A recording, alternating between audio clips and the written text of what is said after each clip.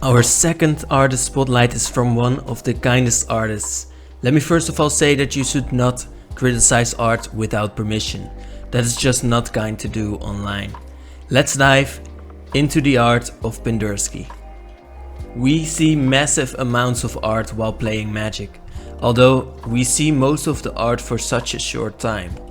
Therefore, it is impressive when a piece captivates you, but also is deep enough to let you be interested for a while. Glorious Protector is art for an angel or a Valkyrie from Kaldheim. These are split into two factions, and this angel looks to be a shepherd, which is an angel that guides the Viking people of Kaldheim to their glorious destinations. This is important for this art. The people of Kaldheim fight in order to die a valiant death, with honor. This also means that they will not want to be protected by someone who is stronger than them. They want to prove their own worth. So why would a guide of valor protect her people? She would only do that when something world-shattering would be happening. Something very serious. What is more serious than standing on the dock with two ships that were almost home burning in the background? What is more serious than the face of this angel and her now northern light wings spread but curved to show that she is protective yet aggressive?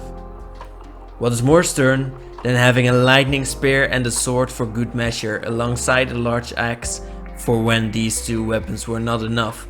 And what shows us better that this angel has flash than actual thunder in the snowy blue background? This angel is protecting her home, not just of Kaldheim but of the Yetta docks. These are docks that surround the Hall of Valkyries and are decorated with these chickens, which are actually cosmos monsters. That really is metal, and this flavor only comes out because of these bold yet accurate strokes. Here we see art without any wasted space, yet it feels atmospheric. Hold that in mind. What is a sign of an awesome artist? It is when they make original art but still are versatile in what they can make, and they have their own signature style. So let's look at something very different from Strixhaven. Here we are looking at a Prismari Student, an art student that just wants to make awesome spells out of the blue and red elements of the earth. Igneous Inspiration shows us the face of obsession. It shows us another intense emotion. This time it is not controlled, although we can see the student trying to hold in her grin. We can feel that she almost starts laughing maniacally as she stares deep into the fiery inspiration of her next piece of art. The flavor of the card says that the Prismari students foster a burning need to create. Think about these words. Burning for the fire, but also for her glowing eyes. Need is portrayed by her grin and her crooked stance that feels contorted and not controlled, and fostering is a word that we can see in the way her strenuous fingers still grasp the ball of fire like a loved one. We can feel what she is feeling just because the whole piece works together, and we can therefore place ourselves into this person's overheated shoes. Now, see how Pindurski takes all of the art and uses all of it? Do you also see how intense these colors and these aspects work together? It is not really abstract art, but the emotion beneath it makes it as fluid as an abstract art. It enables us to see in it what we want. Now let's teleport again to another plane and a very different emotion from inspiration or protection. We look at Underworld Dreams. We are on Theros with Erebos, the god of death. We see his Stoic mask in the background. We see the change of the underworld, and then we see the wisps of his dark magic around him. We then see the same magic of nightmares flowing out of these dead people. One is being strangled, one is being attacked by bats, and one by spiders. Still all are flailing about in their own fear. Erebos, meanwhile, is not necessarily reveling in this moment, as his face is so stoic, but he is administering these people's fears. This is a form of punishment, divine and impartial. Yet the gods of Theros are emotional, and thus we can imagine Erebos having fun with this, because he is still looking at these people, while he does not have to. Erebos also does not have to be creative with making his people suffer. The ambience might be enough for that. Not that he wants to be the hand that thinks of these creative ways to let his subjects suffer, from their own knowledge and memories. A truly cruel piece that seems bleak and unfair. Let's return to an angel, one from Sandikar. These angels are very different because after surviving the Eldrazi, they have made themselves practically blind by lowering their halos to their eyes in shame. These are four-winged angels, which are often slightly older. Still, they tell us that they are many and righteous in their art. Well, as we can see from the hedrons in the art, nothing on Zendikar is right. Even the spear from this angel is completely crooked and not horizontal at all. Her sword also barely misses the mark. This is a blind angel telling us that she sees the path in front of her and that we should follow her. Pindurski makes the movement of this flying angel strong, but frantic, as in this stance she must fall down in just a second. Legion Angel is strong in numbers and is right only because there are so many others like her, that believe in her point of view.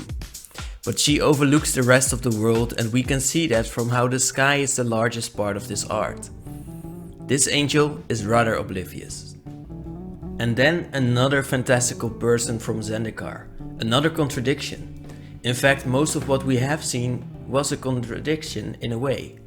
This time we see a core cleric, being flashy yet uncatchable.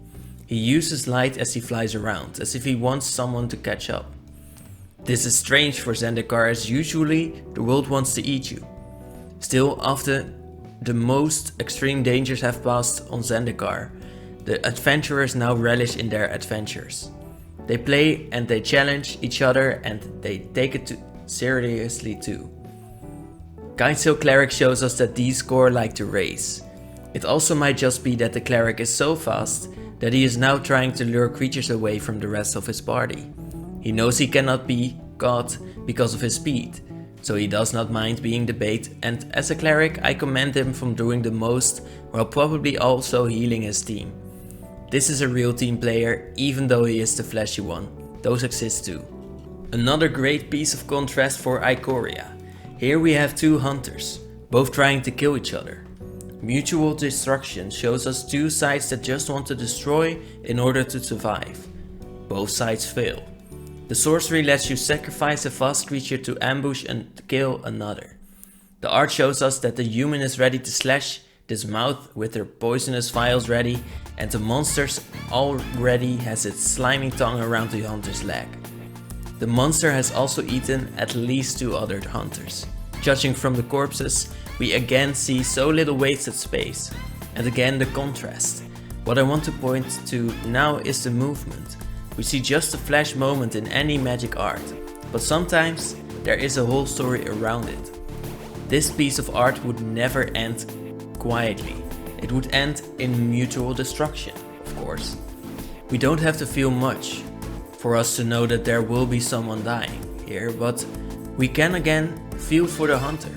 We feel her rushing in, almost having the kill, and we can also imagine how it would feel if our leg were to be pulled out from under us while we were just striking our prey.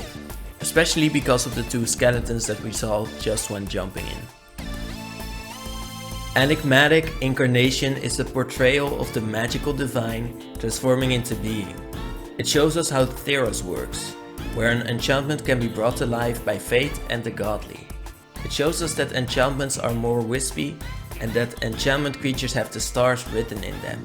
It shows us that the stars will always be in their eyes and that this will be a force of nature as the creature jumps out, already seemingly knowing its purpose.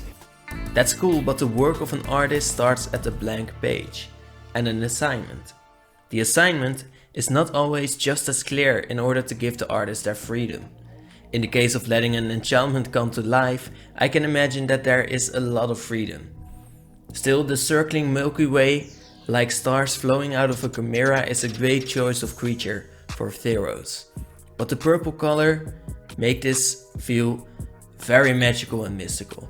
We know that Pindurski uses his space, but sometimes just 3 or 4 aspects are enough to convey the size of our picture. Imagine a chimera the size of a Milky Way now, because you could imagine it with this art, and that's just terrifying. Nightblade Harvester seems to be a warrior, but she is a shaman and a gardener that harvests plants wherever the moonlight touches. She is a harvester though, not just someone who cares for nature. We can see the green tones in this art in multiple places. First on her spear, dripping in poison, then on the plants with their weird things in the wind and in the vials next to her again. Mechanically, she corrupts your opponent's lands and grows herself stronger. A very creepy mechanic that might make you feel like even your own lands are against you. She harvests your lands, and we can almost see it in the strength of her cheekbones together with her tightly done hair and the full moon night that makes us think of the new werewolves that transform our lands into hunting grounds.